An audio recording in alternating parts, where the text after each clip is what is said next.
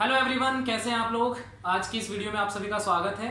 Class 10th में हम chapter number 1 कर रहे थे और आज इसका हम अगला पार्ट करेंगे, जिसमें आज हम डिस्कस करने वाले हैं एक्सोथर्मिक एंड एंडोथर्मिक रिएक्शंस। ठीक है, आज हमारा टॉपिक क्या होगा? Exothermic reaction and endothermic reaction. Second part कौन सा है? Endothermic reaction. ठीक है, तो एक्सोथर्मिक रिएक्शन की बात करें तो इसकी डेफिनेशन, इसको समझने के लिए सिंपल सी बात आपको समझनी है कि ऐसी कोई भी रिएक्शन, ऐसा कोई भी प्रोसेस जिसमें एनर्जी प्रोड्यूस हो रही हो, जिसमें एनर्जी रिलीज हो रही हो, ठीक है, उसको अपन क्या बोल रहे हैं? एक्सोथर्मिक बोल रहे हैं। सिंपल सा कॉन्सेप्ट है कि ऐसी कोई भी रिएक्शन, ऐसा कोई प्रोसेस जिसमें एनर्जी रिलीज हो रही हो, जिसमें एनर्जी उत्पन्न हो रही हो, प्रोड्यूस हो रही हो, उसको अपन कहते हैं एक्सोथर्मिक रिएक्शन। ठीक है, एक्सोथर्मिक प्रोसेस होता है।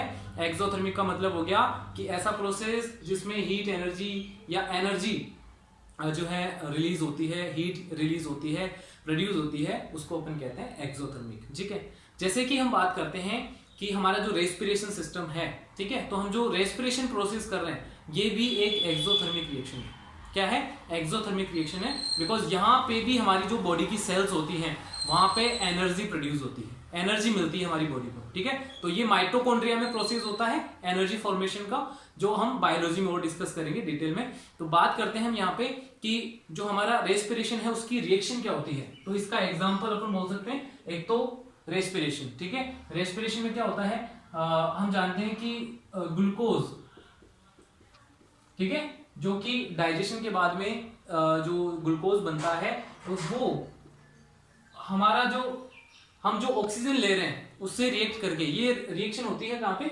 बॉडी की सेल्स में होती है। ठीक है, और ये बनाता है carbon dioxide plus H2 water plus बनता है यहाँ पे एनर्जी। ठीक है, क्या बनती है? एनर्जी। ठीक है, इसको बैलेंस करेंगे अपन, तो इस तरीके से बैलेंस कर लेंगे, यहाँ पे बैलेंस हो जाएगा ये टोटल। ठीक है, क्योंकि सबसे ज्यादा यहाँ पे हाइड्रोजन दिख रहे हैं, अब तो आपको तो हाइड्रोजन सबसे पहले बैलेंस करो। यहाँ पे 2 हाइड्रोजन थे, तो 6 जब यूज करोगे आप तो 6 2 12 हो जाएगा। ठीक है, यहाँ पे 12 हो जाएंगे। जब यहाँ पे 6 अपन ने यहाँ पे इस तरफ ऑक्सीजन देखेंगे, ऑक्सीजन यहाँ पे 6 and 2 कितना था? 8 था। ठीक है, जैसे यहाँ पे अपन ने 6 यूज नहीं किया था, तब ये जो है कितना था? 6 था। या आप कार्बन को ले लो, इससे पहले कार्बन को ही ले लो। कार्बन जो है 6 है, तो इस तरफ आपको कार्बन 6 करना है। यहाँ पे ऑलरेडी हम 6 यूज कर चुके हैं, और यहाँ पे कार्बन यहाँ पे जैसे 6 आप यूज लेंगे तो 6 2 12 तो ऑक्सीजन ये हो गई और 6 ये रहे, तो 18 हो गए। तो यहाँ पे आप क्या करेंगे? 6 जब यूज करोगे तो 6 2 12 एंड 6 ये रहा, तो टोटल 18 इस तरीके से बैलेंस हो जाता है। बात करते हैं एक्सोथर्मिक रिएक्शन है, क्योंकि एनर्जी रिलीज होती है, हमारी बॉडी की सेल्स में एनर्जी रिलीज हो रही है, तो ये एक्सोथर्मिक रिएक्शन है। इसके अलावा और example, burning of natural gas, burning of natural gas, ठीक है, ये भी एक एक्सोथर्मिक रिएक्शन है। इसका भी हमने इसको भी किया था हमने। एक्सोथर्मिक रिएक्शन जो है मैंने ये आपको होमवर्क में दिया था। CH4 ये होती है नेचुरल गैस, इसको जब अपन क्या करेंगे? बर्न करेंगे। बर्निंग यानी कंबशन का मतलब क्या हो गया? ऑक्सीजन से रिएक्शन। ठीक है, तो ये क्या बनाएगा? जब बर्न होगा तो कार्बन डाइऑक्साइड रिलीज होगी प्लस यहाँ से वाटर रिलीज होगी। ठीक है, तो हीट प्रोड्यूस होगी यहाँ पे, तो ये भी एक क्या है? बर्निंग का प्रोसेस जो है ये क्या है? एक्सोथर्मिक रिएक्शन है। क्लियर है? इसको बैलेंस आप कर लें, तो हाइड्रोजन यहाँ पे 4 है, तो इस तरफ 4 करने के लिए यहाँ पे आप 2 यूज करेंगे। 2 2 4। ऑक्सीजन देखो, ऑक्सीजन यहाँ पे 2 है और यहाँ पे भी 2 है, 4 हो गए, तो यहाँ पे आपको 2 यूज करना पड़ेगा। 2 2 4। कार्बन आपका जो है 1 है। इस तरीके से आपकी जो है ये इक्वेशन बैलेंस हो जाती है, और ये है एक exothermic process, exothermic reaction. Clear होना चाहिए। और बात करते हैं इसमें एक डीकम्पोजिशन ऑफ वेजिटेबल मटेरियल या वेजिटेबल वेस्टेज जो होते हैं उनका डीकम्पोजिशन जब होता है तो भी जो है एनर्जी रिलीज होती है, हीट रिलीज होती है। ये भी एक एक्सोथर्मिक प्रोसेस है। ठीक है, क्लियर होना चाहिए। तो ऐसी कोई भी रिएक्शन, ऐसा कोई भी प्रोसेस जिसमें हीट रिलीज हो रही हो, प्रोड्यूस हो रही हो, उसको अपन कहते हैं एक्सोथर्मिक। इसका उल्टा जस्ट अपोजिट क्या है? Endothermic reaction. Endothermic reaction. Endothermic का मतलब हो गया कि ऐसी रिएक्शंस जिनमें हीट हमें देनी पड़े, जिस रिएक्शन को या तो स्टार्ट करने के लिए या उसकी रेट को इंक्रीज करने के लिए हमें हीट देनी पड़े, उसको अपन बोलते हैं, या ऐसा कोई भी प्रोसेस जिसमें हीट हम दे रहे हैं, हीट हम उसको जो है प्रोवाइड करते हैं, तो तब अपन उसको बोलते हैं एंडोथर्मिक रिएक्शन, एंडोथर्मिक प्रोसेस होता है वो। क्लियर होना चाहिए। तो एंडोथर्मिक का मतलब क्या हुआ कि ऐसा कोई भी प्रोसेस जिसमें हीट हम प्रोवाइड कर रहे हैं मटेरियल को, सब्सटेंस को, तो वो क्या होगा, एंडोथर्मिक प्रोसेस होगा। ठीक है, एंडोथर्मिक प्रोसेस होगा। जैसे कि एक इसमें हम लिख सकते हैं CaCO3, जब इसको आप हीट करेंगे, ठीक है, गर्म करेंगे, तो ये CaO प्लस CO2 में टूट जाएगा। तो ये इसमें हम क्या दे रहे हैं, हीट दे रहे हैं यहाँ पे, ठीक है, हीट दे रहे हैं इसको, तो ये क्या हो जाएगा, एक एंडोथर्मिक प्रोसेस हो जाएगा। मतलब ऐसा कोई भी प्रोसेस जिसमें हीट हम दे रहे हैं तो वो क्या होगा, एंडोथर्मिक प्रोसेस। क्लियर होना चाहिए। तो अब हमारा टॉपिक है डिसोसिएशन रिएक्शन या डीकंपोजिशन रिएक्शन। ठीक है, डिसोसिएशन रिएक्शन, या इसको हम डीकंपोजिशन भी बोलते हैं, डीकंपोजिशन रिएक्शन। क्लियर है। तो अब ये टॉपिक, इसमें 3 टाइप होते हैं, इसके अपन एक एक को डिटेल में डिस्कस करेंगे। तो डीकंपोजिशन रिएक्शन या डिसोसिएशन रिएक्शन का मतलब क्या होता है, देखो नाम जो है डिसोसिएशन, डिसोशिएट का मतलब भी क्या होता है, टूटना, ब्रेक होना। ठीक है, डिसोशिएट का मतलब भी क्या होता है, टूटना, या डीकंपोज होना, ब्रेक होना, टूटना, दोनों का सेम मीनिंग होता है। डिसोशिएट या डीकंपोज का मतलब होता है टूटना। तो यहीं से हम बोलेंगे डिसोसिएशन रिएक्शन का मतलब हो गया a single reactant break into 2 or more than 2 products. ठीक है, the reaction in which a single reactant break into 2 or more than 2 products. ऐसी रिएक्शन जिसमें एक सिंगल रिएक्टेंट दो या दो से ज्यादा प्रोडक्ट में टूट जाता है, उसको कहते हैं अपन क्या, उसको हम डिसोसिएशन, डीकंपोजिशन रिएक्शन कहते हैं। फॉर एग्जांपल अगर बात करें, इसकी एग्जांपल की बात करें, तो एग्जांपल में हम ले लेंगे इसका, अभी जो अपन ने एग्जांपल लिया था एक, ठीक है, या हम इसका एग्जांपल ले सकते हैं क्या, इसका एग्जांपल ये ले लेते हैं अपन CaCO3। जब इसको हम हीट करते हैं, या फिर ऐसे अभी हीट के लिए ले रहे हैं अपन इसको, तो ये CaO प्लस CO2 बनाएगा यहाँ से। ठीक है, ये है कैल्शियम कार्बोनेट, जिसको अपन जो है लाइम स्टोन कहते हैं, मार्बल भी कहते हैं, इसके कॉमन नेम जो होते हैं, तो इसको अपन कैल्शियम कार्बोनेट लिख रहे हैं, कैल्शियम कार्बोनेट। क्लियर होना चाहिए। ये आपको मैंने बताया था, क्विक लाइम बोलते हैं इसको, और वैसे अगर केमिकली बोले तो ये कैल्शियम ऑक्साइड,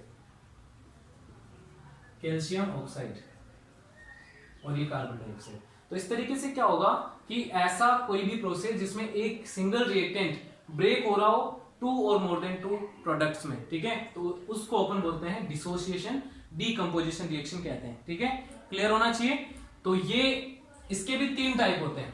ठीक है, इसके भी 3 टाइप होते हैं। फर्स्ट जो है इसका टाइप जो होता है वो होता है थर्मल डिसोसिएशन। थर्मल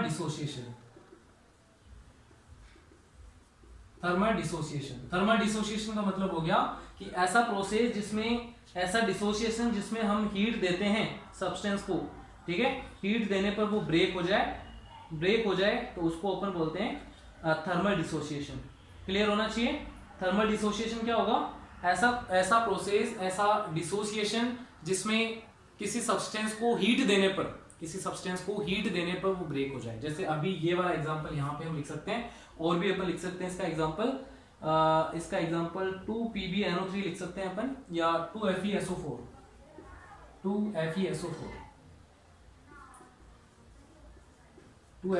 इसको जब आप हीट अप करेंगे तो ये ब्रेक हो जाएगा Fe2O3 plus SO2 plus SO3 में।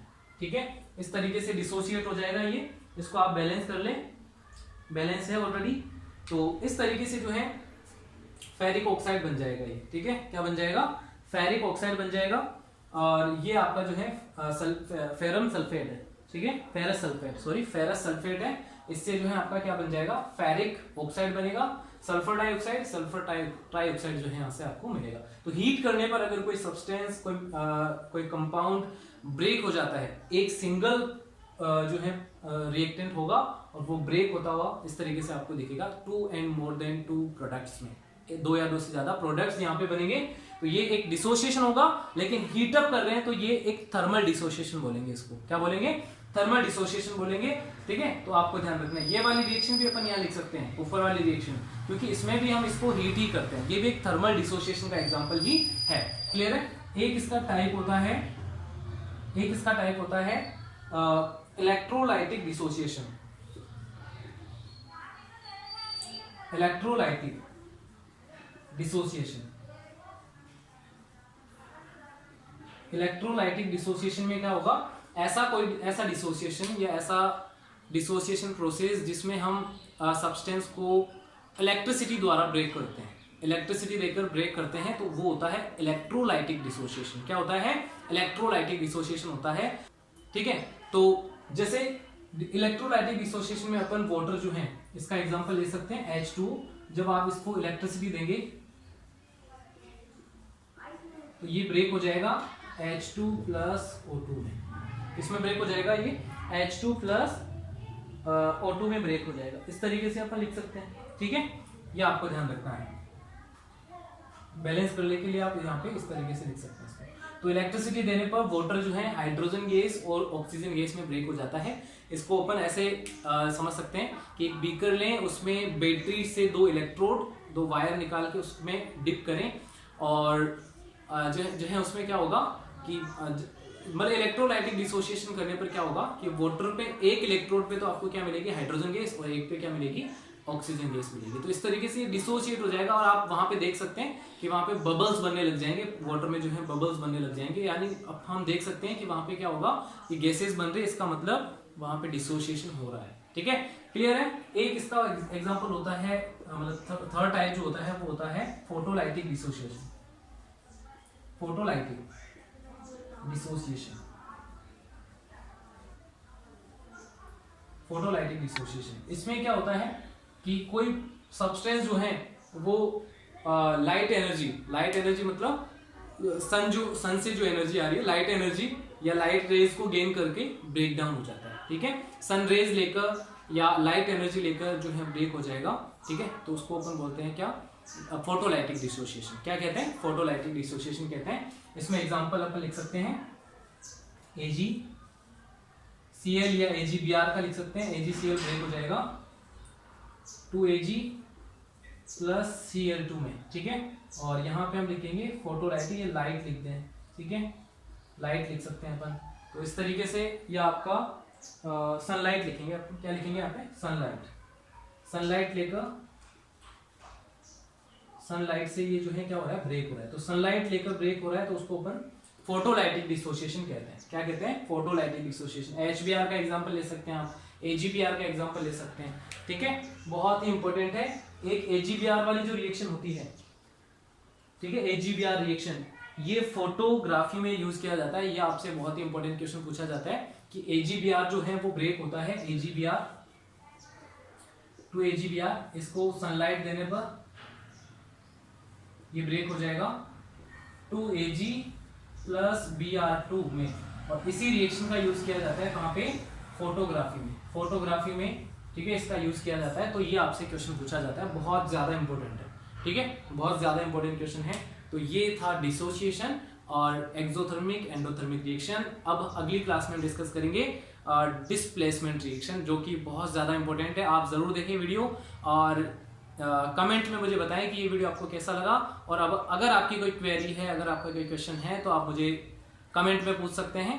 तो मिलते हैं अगली वीडियो में, तब तक अपना ध्यान रखें। Bye bye.